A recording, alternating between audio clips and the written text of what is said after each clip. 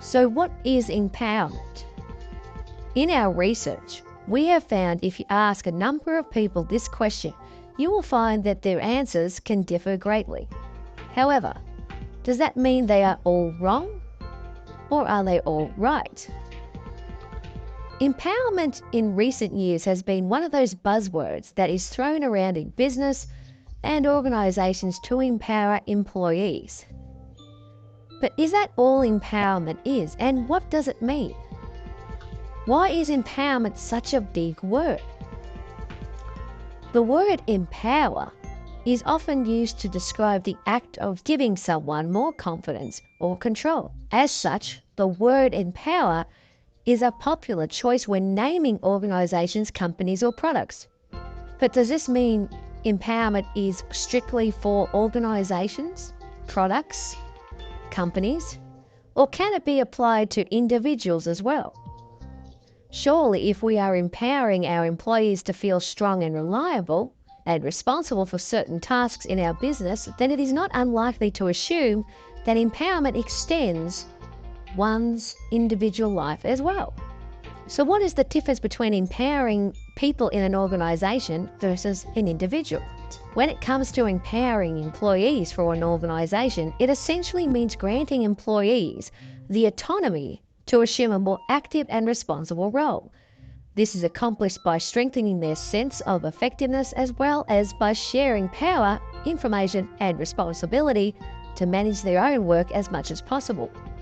Whereas empowering an individual is more about personal empowerment. This means taking control of your life. True personal empowerment requires you to set meaningful goals to identify what you want from life and then take action to achieve those goals and have more impact over the world around you.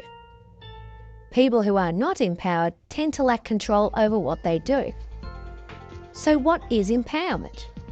It is the degree of autonomy and self-determination in people and in communities. This enables them to represent their interests as much as possible in a responsible and self-determined way, acting on their own authority.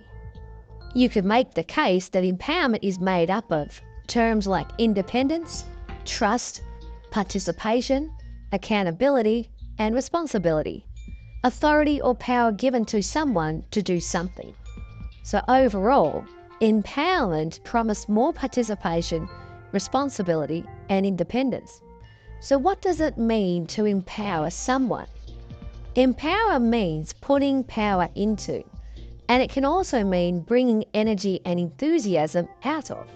So the first step in empowering people is to refrain from doing anything that disempowers them or reduces their energy and enthusiasm for what they are doing.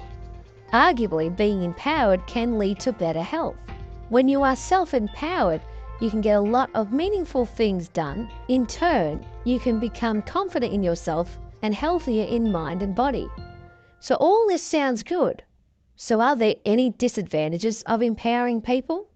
In terms of business, while it can increase an employee's morale, the increased risks are it takes more time to make important decisions, there may be decreased efficiency or productivity, it creates a blurred chain of command. In terms of personal empowerment, there are times when empowering someone who is not ready for it can backfire. They may not be good at making decisions. But is empowerment one of those things that we should strive to achieve within our organisation or as individuals? Or is there something else that we need to consider? A well-known American psychologist, Frederick Herzberg, once wrote, "It's the job of the manager not to light the fire of motivation, but to create an environment to let each person's personal spark of motivation blaze." Instead of thinking about how we can empower people, maybe we should think about how can we, as the manager of the firm, better understand what our employees really want. How can we make it clear what they do matters? How can we uncover what makes meaningful, interesting work for that person? And how can we illustrate what good enough looks like? These are some of the key questions we need to consider in general when talking about a business.